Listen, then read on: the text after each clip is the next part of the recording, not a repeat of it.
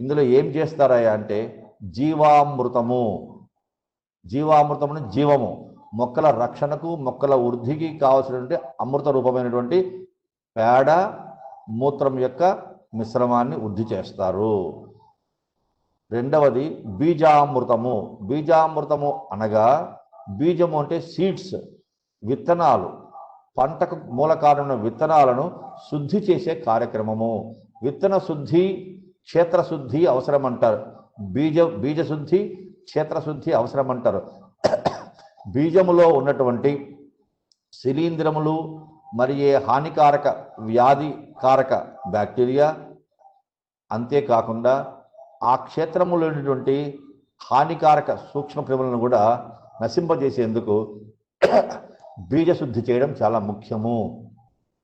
ఆ తదుపరి ఆచ్ఛాదన, మల్చింగ్ అంటాం. అంటే మొక్కల్లో ఉన్న నీరును సూర్యరశ్మి ద్వారా ఎక్కువగా బాష్పీభవనమై ఆవిరైపోకుండా ఆ మొక్క చుట్టూ కూడా మనము ప్రకృతిలో లభించేటువంటి వివిధమైనటువంటి ఎండిపోయినటువంటి డ్రైడ్ బయోమాస్ అంటాం.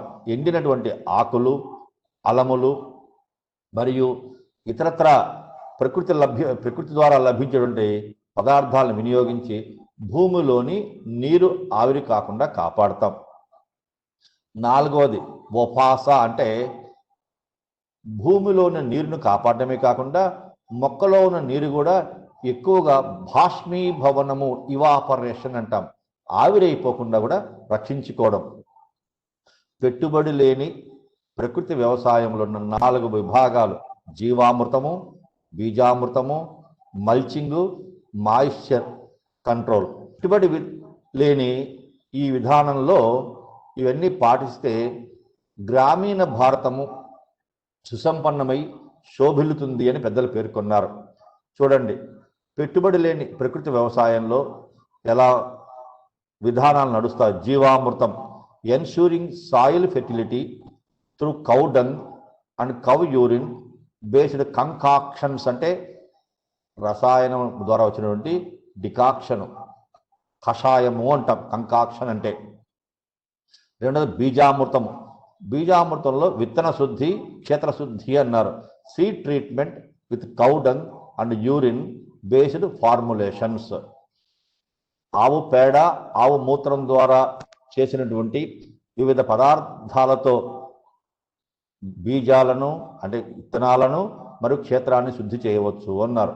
మల్చింగ్ అంటే ఏమిటంటే చెట్ల ఆకులు లేదు చెట్ల మీద కొమ్మలు, ఇతరత్ర వ్యర్థ పదార్థాలను వినియోగించి భూమిలో ఉన్నటువంటి నీటి శాతాన్ని నియంత్రించడము.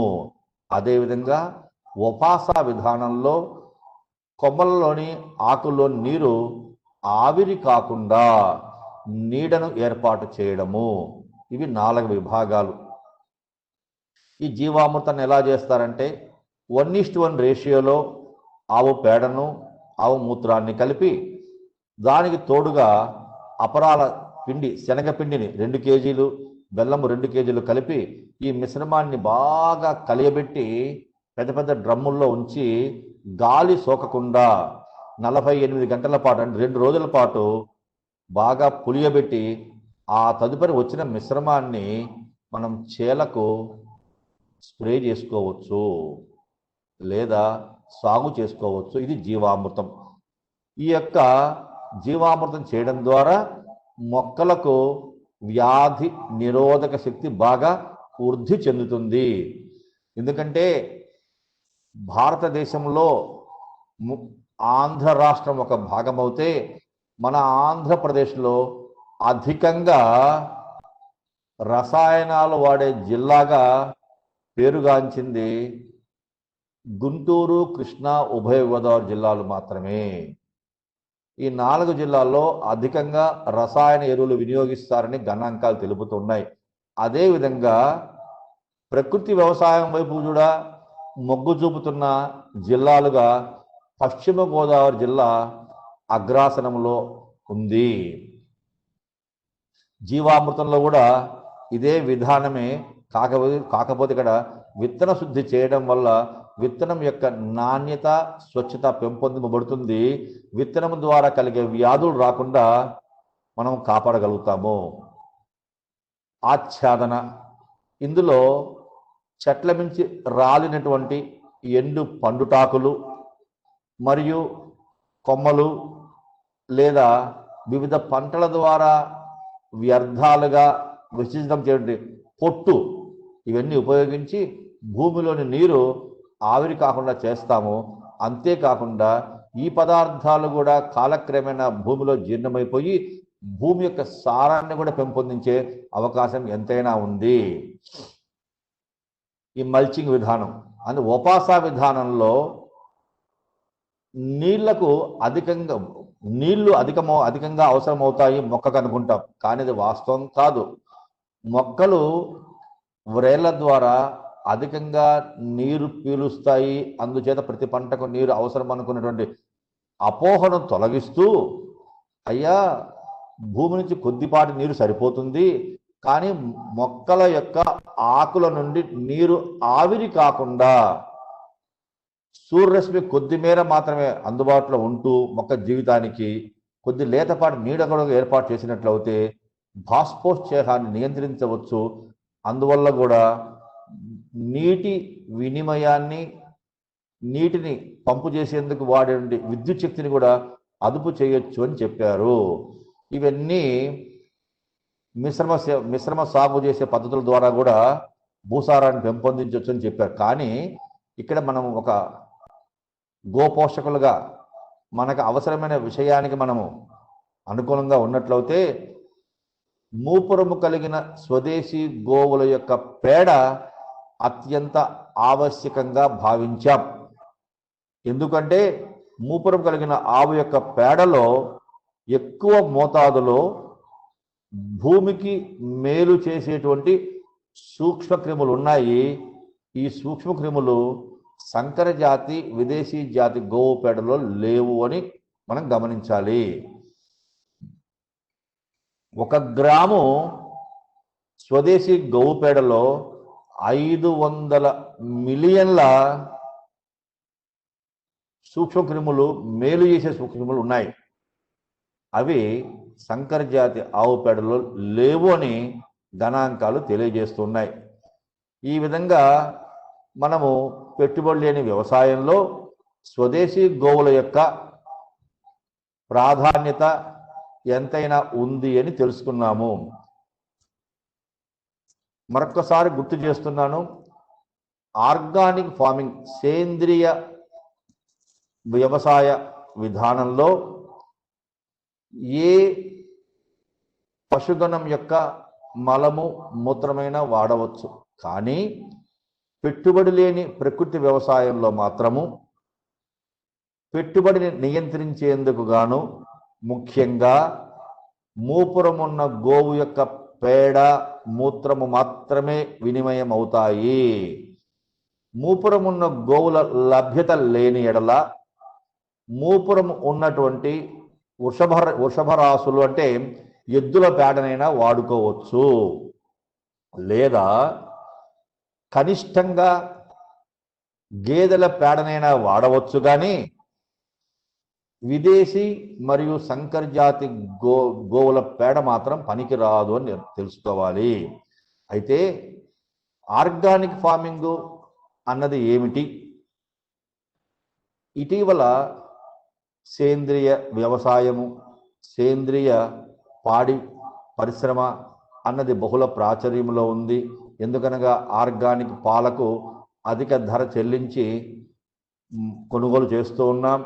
మార్కెట్లో లీటర్ ఆర్గానిక్ పాలు 150 రూపాయల దాకా అందుబాటులో విక్రయం చేస్తూ ఉన్నారని తెలుసుకున్నాం. మామూలు పాలు లీటర్ 10% వెన్నగలిగిన 60 రూపాయలు అవుతే అంతకు 2.5 రెట్లు ఈ ధర ఉంది కదా. ఇటువంటి పాలను మనం ఎందుకు ఉత్పత్తి చేయకూడదు, మనం ఎందుకు లాభసాటిగా మన యొక్క పాడి పరిశ్రమను పెంపొందించుకోకూడదు అనుకున్నట్లయితే ఆర్గానిక్ ఫార్మింగ్ గురించి తెలుసుకోవాలి. ఈ యొక్క ఆర్గానిక్ లైవ్ స్టాక్ ప్రొడక్షన్ అంటే సేంద్రియ పశుగణ ఉత్పత్తి, పశుగణ ఉత్పత్తుల ఉత్పత్తి అని కూడా అనుకోవచ్చు. ఈ విధానంలో మనం ముఖ్యంగా తెలుసుకోవాల్సింది ఏమిటంటే సేంద్రియ విధానంలో ఉత్పత్తి చేసే పాలను ఆర్గానిక్ మిల్క్ అంటున్నాం. కానీ పాలల్లో ఎలాంటి ఉత్కృష్టమైన లక్షణాలు సహజంగా ఉంటాయో అటువంటి ఉత్కృష్టతే ఉంటుంది, కానీ ఆర్గానిక్ మిల్క్లో ఎక్స్ట్రాగా ఏమీ రాదు.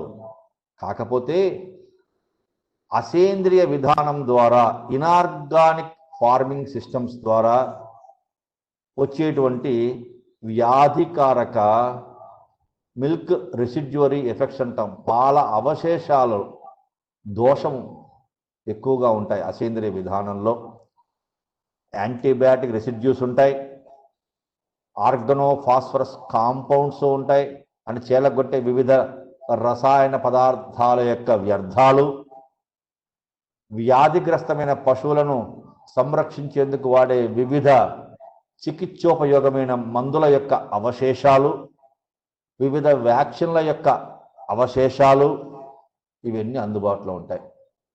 ఇవి కూడా లేకుండా ఉన్నట్లయితే పాల యొక్క స్వచ్ఛత, శుభ్రత, నాణ్యత బాగా పరిపూర్ణంగా బాగా ఉంటుంది. అటువంటి పాలకు ధర బాగా వస్తుంది. అటువంటి పాలను మనం వినియోగం చేయడం ద్వారా మన ఆరోగ్య భద్రత, రక్షణ కూడా బాగా ఉంటుందని మనం గ్రహించాలి.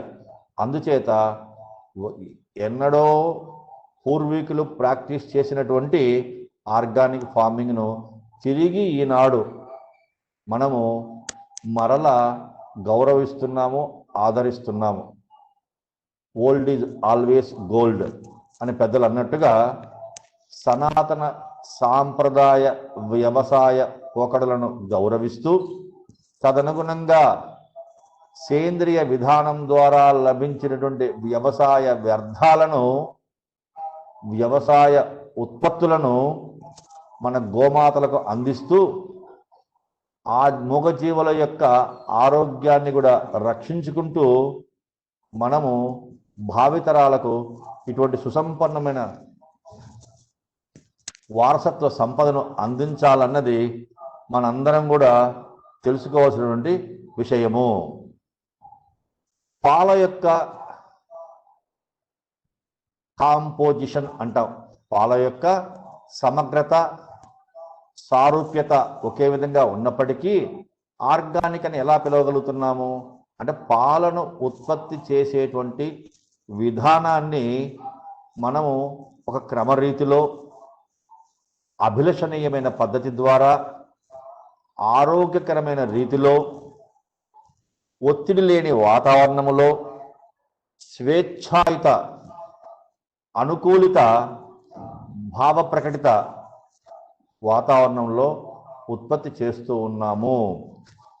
తద్వారా మూగజీవాలన్నీ ఆరోగ్యవంతంగా ఉంటాయి.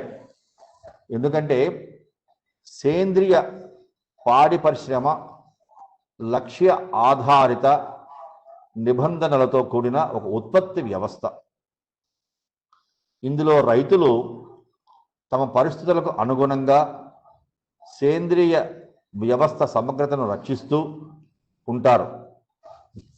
వివిధ పద్ధతుల ద్వారా పశుగ్రాసాన్ని సేకరించే బదులు సేంద్రియ విధానంలోనే పశుగ్రాసాన్ని పెంపొందించి మూగజీవాలకు అందిస్తూ సదరు మూగజీవాలు స్వేచ్ఛగా తిరుగుతూ ఒత్తిడి లేని వాతావరణంలో యాంటీబయాటిక్స్ మరియు హార్మోన్లు ఏమాత్రము వాడకుండా ప్రకృతి వైద్య విధానాన్నే ప్రాతిపదికగా నిర్వహించే యాజమాన్య పద్ధతిని మనం ఆర్గానిక్ సేంద్రియ పశుగణ విధానము, సేంద్రియ పాడి పరిశ్రమ విధానంగా పేర్కొంటాం.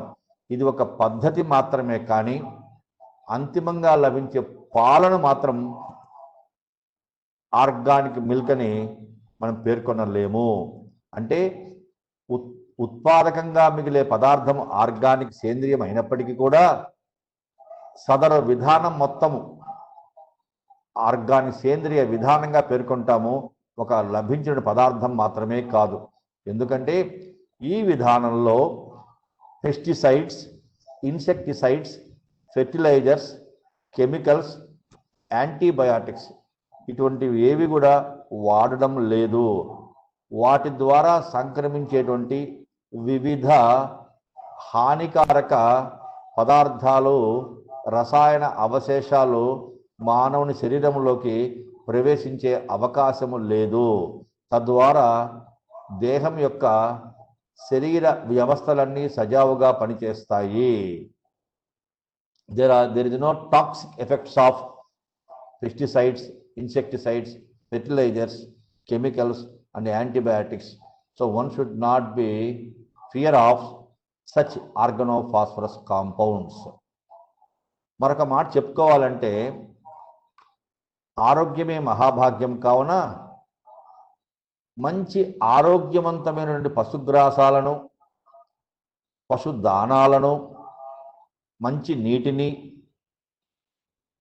కలుషిత రహితమైన వాతావరణాన్ని, స్వేచ్ఛాయుత భావ ప్రకటిత వాతావరణాన్ని మూగజీవాలు కలుగజేయడం చేత మూగజీవాలన్నీ కూడా ఉత్సాహంగా, ఉల్లాసంగా, సంక్షేమంగా ఉంటాయి.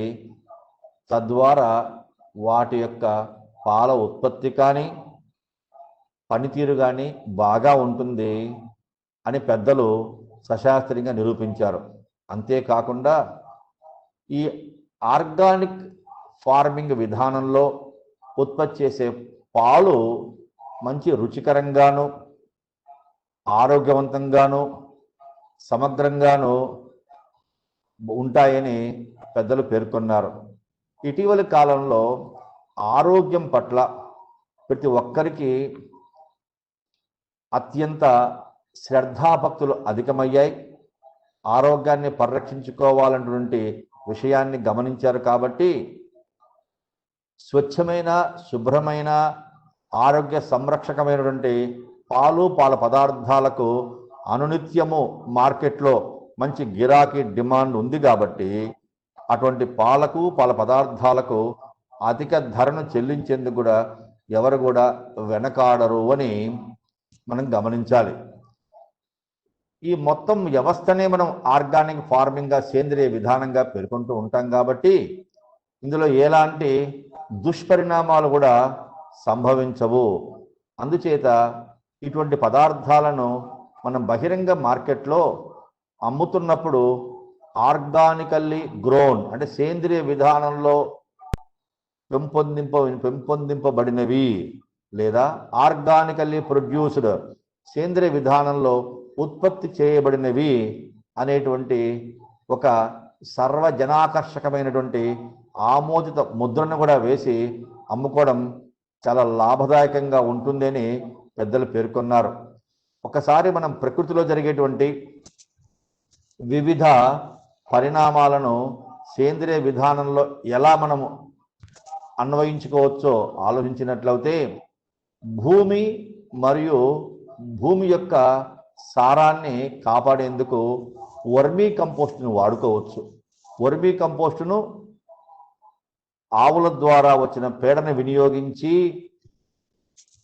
మీథేన్ గ్యాస్ ఉత్పత్తి చేసిన తదుపరి మిగిలినటువంటి పుర్రు ద్వారా వచ్చేటువంటి పేడను వానపాములతో ఎక్కువ కాలము సహవాసం చేస్తూ 60 రోజుల వరకు అట్టిపెట్టినట్లయితే ఆ పేడనంతా కూడా కుళ్ళింపజేసి మంచి సుపోషకమైనటువంటి వర్మీ కంపోస్ట్ సేంద్రియ ఎరువును అందిస్తాయి. అటువంటి ఎరువును భూమికి ఇవ్వచ్చు. లేదు మన దగ్గర ఉన్నటువంటి వివిధ పశువుల ద్వారా లభించేటువంటి ఫార్మ్ యార్డ్ మెన్యూర్ డైరీలో వచ్చేటువంటి పేడను వాడుకోవచ్చు. అంతేకాకుండా బయో ఫెర్టిలైజర్స్ అంటాం, అంటే జీవ ఎరువులు అంటాం.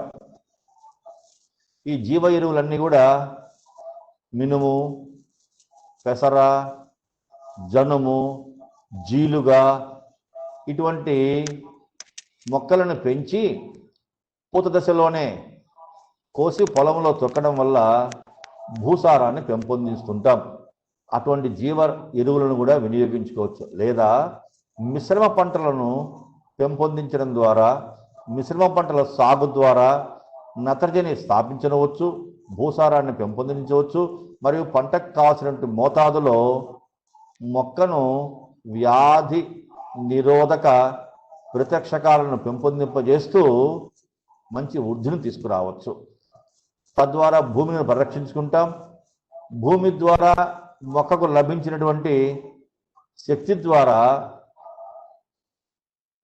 వ్యాధిని నివారించుకుంటుంది. కాబట్టి ఉష్ణాన్ని మరియు వాతావరణం యొక్క వైవిధ్యతను భరిస్తుంది. కాబట్టి మనము చీడపీడలకు వినియోగించేటువంటి పెస్టిసైడ్ డ్రగ్స్ను, ఇతర సేంద్రియ మందులను వాడే అవసరం అంతకన్నా లేదు. భూమి ద్వారా మంచి వాతావరణంలో పెరిగినటువంటి పశుగ్రాసాలు, పంటలు, పంటల ఉత్పత్తులను పశుగణానికి అందిస్తాం. కాబట్టి ఈ పశుగణాన్ని కూడా ఆరోగ్యాన్ని రక్షించేందుకు సదరు మేతలు ఉపయోగపడతాయి. అంతేకాకుండా పశువులను ఓపెన్ హౌసింగ్ అంటాం, కట్టేయకుండా ఫ్రీగా వదిలివేయడం చేత చక్కని గాలి వాతావరణంలో పెరుగుతూ ఉంటాయి, తిరుగుతూ ఉంటాయి, వ్యాయామాన్ని అనుభవిస్తూ ఉంటాయి, హ్యాపీనెస్గా ఉంటాయి. అందుచేత అటువంటి పశువుల నుంచి పాలు కూడా ప్రశాంతంగా ఇస్తాయి. పశువును మనం ఒత్తిడి కలిగించిన వారం కాము. ఒత్తిడి లేని వాతావరణం ద్వారా వచ్చిన పాలనే మనము మంచి పాలుగా పేర్కొంటాం. కాబట్టి పశువులకు ఒత్తిడి లేనటువంటి స్వేచ్ఛాయుత వాతావరణాన్ని కలుగజేయాలి. అంతేకాకుండా అల్లోపతి విధానంలో మనం వాడేటువంటి చికిత్సకు ఉపయుక్తమైన వివిధ పదార్థాల యొక్క అవశేషాలన్నీ కూడా పాల ద్వారా విడుదలవుతూ ఉంటాయి. సదరు రసాయనముల యొక్క అవశేషాలు పాలలో ఉండి సదరు పాలను స్వీకరించడం ద్వారా కూడా పాల స్వీకర్త వ్యాధిగ్రస్తుడయ్యే అవకాశం ఉంది భవిష్యత్తులో. అందుచేత రసాయన పదార్థాల, అల్లోపతి పదార్థముల యొక్క హానికారక వ్యర్థ అవశేషాలు లేనటువంటి ప్రకృతికి సహజంగా అనుకూలమై ప్రకృతి ద్వారా లభించేటువంటి ఆయుర్వేదము మరియు హోమియోపతి వైద్య విధానాలను అవలంబించి మాత్రమే గోమాతలకు మనం చికిత్స అందించాలి. మరియు పాలను నిల్వ ఉంచేందుకు కానీ, పాలను అమ్మకం చేసుకునేందుకు కానీ, పాల పదార్థాలకు రుచిని ప్రభావితం చేసేందుకు కానీ ఎలాంటి రసాయన పదార్థాలను కూడా వాడరాదు. No addition of preservatives, colours or flavours అని చెప్తూ ఉంటాం. ఇదంతా కూడా ఎంతో శ్రమతో కూడినటువంటి, ఓపికతో చేపట్టవలసినటువంటి, క్రమ విధానంలో కొనసాగించవలసి ఉన్నటువంటి పశుగణ విధానం. వ్యవసాయంలో కానీ, పాడి పరిశ్రమలో కానీ ఈ విధానాన్ని చేపట్టాలంటే చాలా సమయపాలన, దీక్ష, ఓపిక అవసరం. అప్పుడే మన పట్ల ఇతరులకు విశ్వాసము పెరుగుతుంది. అప్పుడు మన యొక్క పాడి క్షేత్రంలో ఉత్పత్తి అయ్యే పాలకు కూడా మంచి విలువ, గుర్తింపు లభిస్తుంది. ప్రపంచంలో ఉన్నటువంటి సేంద్రియ వ్యవసాయ విధానాన్ని పాటించే విదేశాలతో పోల్చి చూసుకున్నప్పుడు మన భారతదేశము 9వ స్థానంలో ఉందన్నారు. మధ్యప్రదేశ్ ప్రథమ స్థానంలో ఉంటే మన భారతదేశంలో ఆ తదుపరి స్థానాలు వరుసగా రాజస్థాన్, మహారాష్ట్ర, ఉత్తరప్రదేశ్ ఆక్రమిస్తున్నాయనుకున్నారు. 216 సంవత్సరంలోనే భారత ఈశాన్య రాష్ట్రమైనటువంటి సిక్కిము ఉత్తమ సేంద్రియ వ్యవసాయ విధాన ప్రోత్సాహక బహుమతిని కూడా పొందిందని మీకు తెలియజేస్తున్నాను.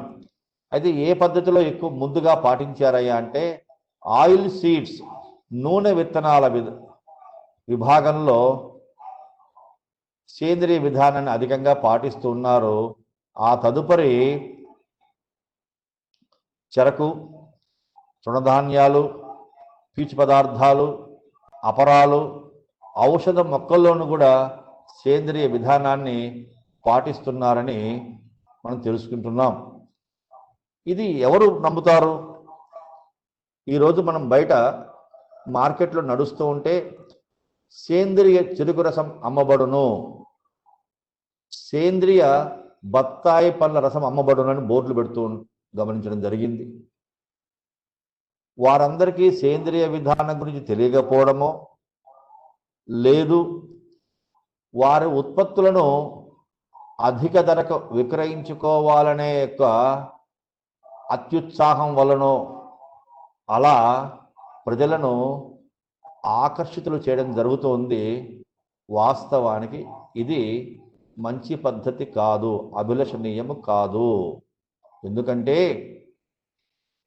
మనము పాల ఉత్పత్తి సేంద్రియ పాలను అమ్ముతున్నాం అనుకున్నట్లయితే సదరు గోమాతకు కావలసినటువంటి పశుగ్రాసము, పచ్చగడ్డి, ఎండుగడ్డి, దానాలు, నీరు సేంద్రియ విధానం ద్వారా ఉత్పత్తి చేసినవి అయి ఉండాలి. రెండవది, సదరు గోమాతకు యాంటీబయాటిక్స్ వాడకూడదు, కట్టివేసి ఉంచకూడదు, ఫ్రీగా వదలాలి, మంచిగా ఎండ తగిలేటట్టు ఉండాలి, గోవు నడిచేందుకు ఫ్రీగా ఉండాలి. అప్పుడు ఉత్పత్తి అయ్యే పాలు మాత్రమే సేంద్రియ పాలుగా మనం పేర్కొంటాం. ఇదంతా కూడా మనము విశ్వాసం ద్వారా చేసుకోవడమే కాదు, దీన్ని నిర్ధారించేందుకు, ధృవీకరించేందుకు కొన్ని ఏజెన్సీలు, వివిధ వ్యవస్థలు ఉన్నాయి, సంస్థలు ఉన్నాయి. వాటిని థర్డ్ పార్టీ అష్యూరెన్స్ అంటాం. మనం చేసే పని వేరే వారు వచ్చి బేరీజ్ వేయాలి. శాస్త్ర ప్రామాణిక నిర్దేశిత సూత్రావళిని అనుసరించి ఏమాత్రము అవి ఆచరణాత్మకంగా ఉన్నాయో గమనించాలి. ఇవి చేసేందుకు ప్రపంచవ్యాప్తంగా ఎన్నో సంస్థలు ఉన్నాయి. ఆ సంస్థలు ఇచ్చేటువంటి ధృవీకరణ పత్రాలను ఆధారంగా చేసుకొని మాత్రమే మనం మార్కెట్లో ఈ యొక్క సేంద్రియ వ్యవసాయ లేదా సేంద్రియ పాడి క్షేత్రంలో లభించే పాలు, పాల పదార్థాలను మనం విక్రయించేందుకు మనకు ఆమోదిత అంగీకార పత్రాలు లభిస్తాయి. అందుచేత పాడి క్షేత్రంలో, సేంద్రియ విధానంలో పాడి క్షేత్రంలో ప్రతి అంశములోనూ పారదర్శకత, ట్రాన్స్పరెన్సీ చాలా ముఖ్యము. ఈ ధృవీకరణ చేసేటువంటి వివిధ సంస్థలు మన దేశంలో ఏమేమి ఉన్నాయని గమనించినట్లయితే national project on organic farming, national mission on sustainable agriculture, Paramparagat Krishi Vikas Yojana, Rashtriya Krishi Vikas Yojana, mission for integrated development of horticulture, national mission on oil seeds and oil palm, network project on organic farming of ఐసిఆర్, Indian council of agricultural research అనే వ్యవస్థలన్నీ కూడా ఈ విధానాన్ని పరిశీలిస్తుంటాయి. వీరు మనకి ఏమైనా సహాయం అందిస్తారయ్యా అంటే విధానం ఎలా పాటించాలి, ప్రతి దశలోనూ ఏ ఏ ప్రామాణికాలు మనం పాటించాలి, మొత్తం పద్ధతి అయిన తర్వాత పరిశీలించేందుకు, పరీక్షించేందుకు ఏ ఏ నమూనాలు అందివ్వాలనే విషయాలను సవివరంగా తెలియజేస్తాయి. వారి చేత ఆమోదము పొందబడిన తదుపరి ఉత్పత్తి కాబడిన పదార్థాలను, పాలను, పాల పదార్థాలను బహిరంగ విపణిలో అమ్ముకునేందుకు సేంద్రియ విధానం ద్వారా ఉత్పత్తి కాబడినటువంటి ఉత్తమమైన పదార్థంగా గుర్తించబడినట్లుగా ఒక ముద్ర వేసుకునే ఒక అధికారాన్ని మనకి ఇస్తారు. లేదా మన ప్రామాణికతలు మరీ హెచ్చుగా ఉన్న సందర్భాల్లో విదేశాలకు పంపుకునేందుకు కూడా అవకాశాన్ని ఇస్తారు. అయితే ఈ సర్టిఫికెట్ తీసుకోవాలి అంటే ఒకరో ఇద్దరో రైతుల వల్ల అయ్యే పని కాదు. 1 ఎకరాలో పంట పండిస్తే 4 వైపులున్న పొలాల వారు సాధారణంగా సాంప్రదాయ పద్ధతిలో పంటలు పండించినట్లయితే మన భూమిలో కూడా సదరు వ్యర్థాల రసాయనాల అవశేషాలు లభిస్తాయి. కాబట్టి ఆర్గానిక్ ఉత్పత్తిగా దీన్ని భావించరు. అదేవిధంగా మన 2 పశువులకు లేదా మన గోశాలైన పశువులకు అందరిలాగానే సామూహికంగా పండించే నీరు, సామూహికంగా లభించే నీరు, సామూహికంగా పండించే పశుగ్రాసాలను ఇతరుల మాదిరి కలిసిన దానాలను వినియోగిస్తే వాటిని ఆర్గానిక్ పాలుగా పేర్కొనబడరు. కారణం ఏంటంటే ప్రతి పదార్థంలోనూ స్వచ్ఛత ఉండాలి, శుభ్రత ఉండాలి. ప్రతి పదార్థం కూడా సేంద్రియ విధానంలో ఉత్పత్తి అయినదిగా ధృవీకరణ పొందాలి అనుకున్నప్పుడు సదరు వ్యవసాయ క్షేత్రంలో, పశుగ్రాస క్షేత్రంలో పాటించే ఎరువులు కానీ పురుగు మందులు కానీ అన్నీ కూడా నిర్దేశిత ఫార్ములాకు అనుకూలంగా ఉండాలి. ఎలాంటి రసాయన పదార్థాలు వాడినా, చీడపీడల నివారణ మందులు వాడినా అది ఆర్గానిక్ అన్నటువంటి వ్యవస్థ పదం యొక్క పరిధిలోకి రాదు అని తెలియజేస్తూ ఉన్నాం. ముఖ్యంగా చెప్పుకోవాలంటే national project on organic production వారు తెలిపిన వివిధ విధానాల ద్వారా పశుగణము మరియు కోళ్ళు కూడా బాగా ఆర్గానిక్ రూపంగా ఆర్గానిక్ అనే పదాన్ని సేంద్రియ అనే పదాన్ని వినియోగించుకోవాలంటే వాటి దానాలు, వాటి నీరు, వాటికి ఉన్న వసతి సేంద్రియ విధానానికి లోబడి ఉండాలి. అదేవిధంగా తేనె, బీ కీపింగ్ అంటాం, తేనెటీగల పరిశ్రమ అంటారు. ఈ తేనెటీగల పరిశ్రమ కూడా పశుసంవర్ధక శాఖ పరిధిలోకే వస్తుంది. ఈ తేనెటీగలకు కల్పించే వసతి కానీ, ఆవాసము కానీ, అందించేటువంటి పోషణ కానీ అవి కూడా సేంద్రియ విధానానికి లోబడే ఉండాలి. తేనె దిగుబడిని పెంచేందుకు ఎలాంటి దుష్పరిణామ పూర్వకమైన రసాయనాలు వాడరాదు. అంతేకాకుండా వ్యవసాయంలో ఉత్పత్తి చేసే వివిధ పశుగ్రాసాలకు, వ్యవసాయ ఉత్పత్తుల వినియోగానికి వినియోగించేటువంటి పదార్థాలకు కూడా రసాయనాలు వాడి ఉండరాదు. అంతేకాకుండా మానవుని యొక్క ఆహారంగా వినియోగించబడే వివిధ పదార్థాల్లో కూడా రసాయనిక అవశేషాలు ఉండకూడదు. ఇంతటి ప్రామాణికతతో ఉండాలంటే ముఖ్యంగా అనుకున్నాం, కావలసింది స్వదేశీ గోమాతలు. మూపురము, గంగడోలు కలిగి ఉన్నటువంటి స్వదేశీ గోవుల యొక్క పాలు మాత్రమే A2 పాలుగా పిలువబడుతున్నాయి, అభివర్ణించబడుతున్నాయి. అందులో ప్రొలీన్ అనేటువంటి వ్యాధి నివారణ శక్తిని పెంపొందించేటువంటి అమైనో ఆమ్లం ఉంది అనుకున్నాము. అటువంటి అమైనో ఆమ్లాన్ని అధిక స్థాయిలో పొందాలి అంటే ఆ పశువు కూడా స్వేచ్ఛ ఉండాలి, మంచి పశుగ్రాసం ఉండాలి, మంచి నీరు అందివ్వాలి, మంచి దానాలు అందివ్వాలి. అన్నీ కూడా సేంద్రియ విధానంలో ఉత్పత్తి కాబడినవే అయి ఉండాలి. ఇటువంటి గోమాతలకు కూడా కృత్రిమ గర్భధారణ అన్నది అనివార్యంగా స్వీకరించాలి. కానీ మామూలుగా అయితే సహజంగా ప్రకృతిలో తృప్తిని కలిగించేటువంటి లైంగిక విధానాన్ని, సహజ సంపర్కాన్ని మనము ఎక్కువగా చేపట్టాలి. మరియు సదరు గోవులకు తిరిగేందుకు, గాలి నీరు బాగా పొందేందుకు యాక్సెస్ టు గ్రేజింగ్ అంటాం, విడి ప్రాంతాలకు వెళ్ళి మేసేందుకు అనువైనటువంటి ప్రాంతాలు కూడా మనం కల్పించాలి. అన్ని ఆర్గానిక్ గోవులు మనకు లభించవు అన్నప్పుడు 90% వరకు లభించిన సంతోషమే. 10% మేరకు తెలియని గుంపులో నుంచి, తెలియని గోవుల మందులో నుంచి కూడా పశువులను మనం చేర్చుకోవచ్చని 10% మనకు రిలాక్సేషన్ ఇచ్చారు, వెసులుబాటు కల్పించడం జరిగింది. అంతేకాకుండా పునరుత్పత్తికి సహజ విధానాలనే పాటించాలి. తప్పనిసరి పరిస్థితుల్లో కృత్రిమ గర్భధారణ కూడా ఆమోదయోగ్యమే.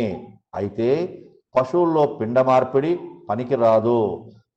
జన్యు మార్పిడి చేసినటువంటి జంతువులు సేంద్రియ విధానానికి, సేంద్రియ పశు పోషణ విధానానికి పనికిరావు. కారణం ఏమనగా జన్యు మార్పిడి చెందినటువంటి పశువులలో మూపురం ఉండదు.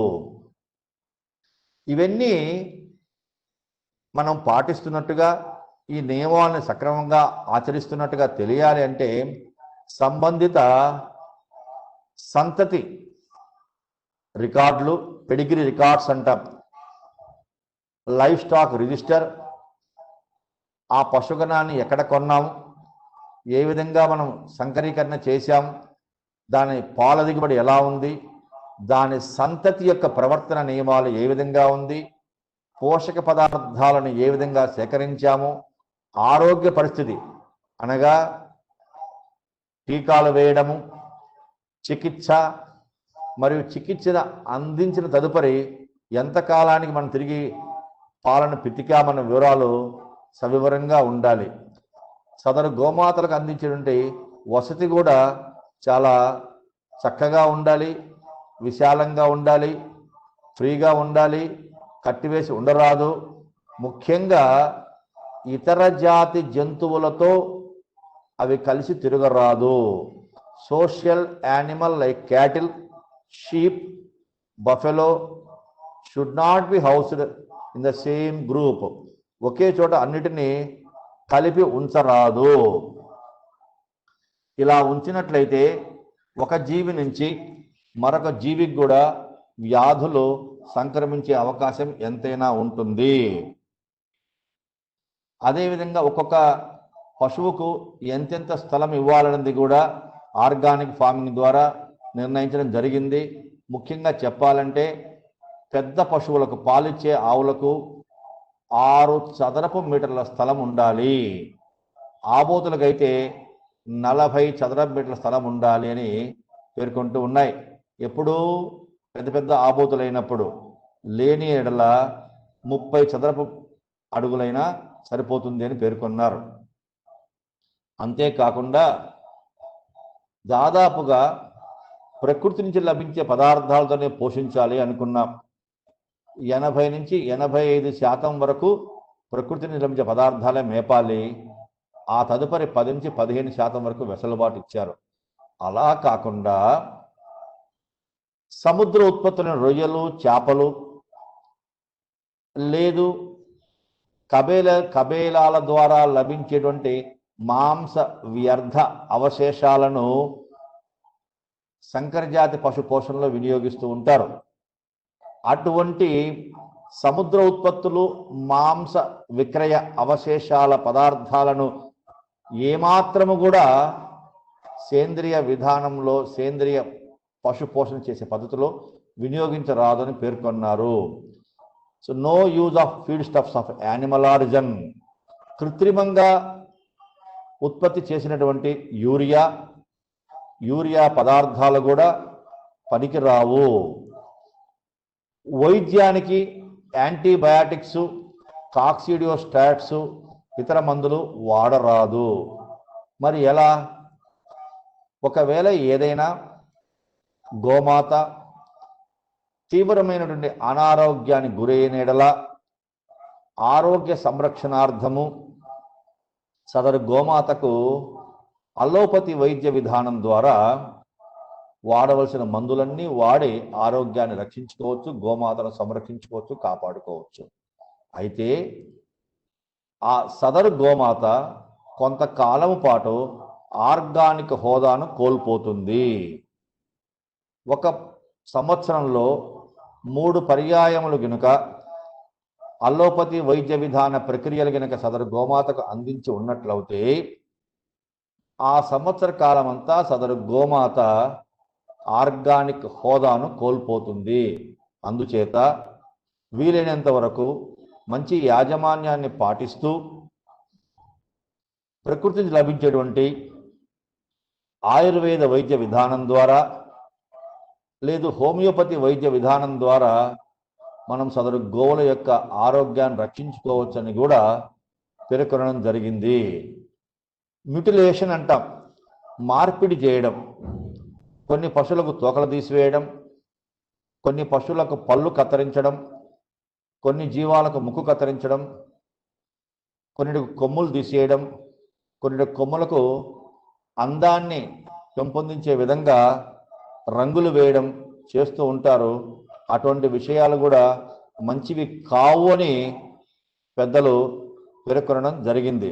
అంతేకాకుండా దూడల్లో కొమ్ములు లేకుండా చేయడము, విత్తులు నొక్కడము, గిట్టలు తీసివేయడము, అధికంగా ఉన్న గిట్టలు నరకడము, లేదు సూదిగా ఉన్న పళ్ళను తీసివేయడం కూడా మంచిది కాదు అని ఆర్గానిక్ ఫార్మింగ్ వారు హెచ్చరిస్తూ ఉన్నారు.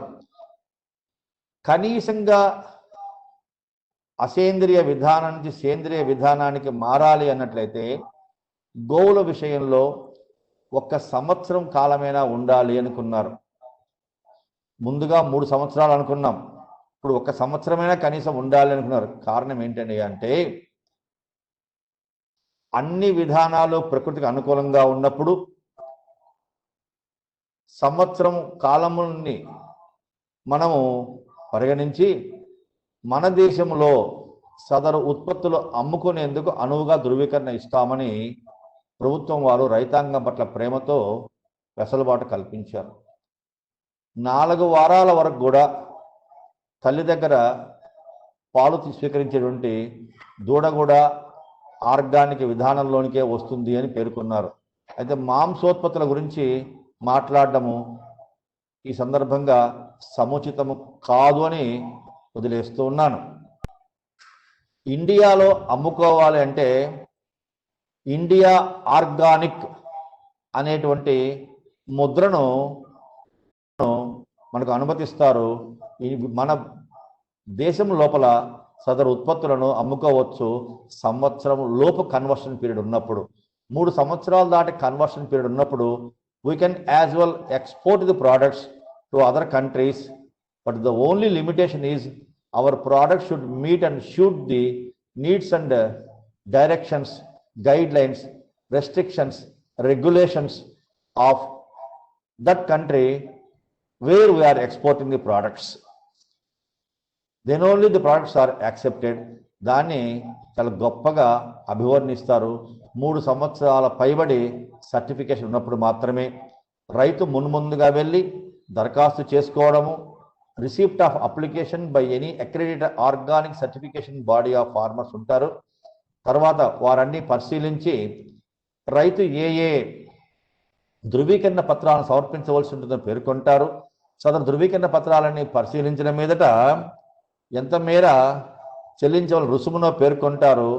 సదరు రుసుమును స్వీకరించిన అనంతరము ఇంటర్నల్ అండ్ ఎక్స్టర్నల్ అంతర్గత మరియు బాహ్య పరిశీలకులను నియమించడం జరుగుతూ ఉంటుంది. వారు సదరు క్షేత్రానికి వెళ్ళి సదరు డైరీ ఫామ్కి వెళ్ళి ఆచరించేటువంటి వివిధ విషయాలను కూలంకషంగా పరిశీలించి వారిచ్చే ధృవీకరణ ద్వారా అప్పుడు ఉపయోగపడుతుంటుందని మీకు తెలియజేస్తుంటున్నాను. ఈ విధంగా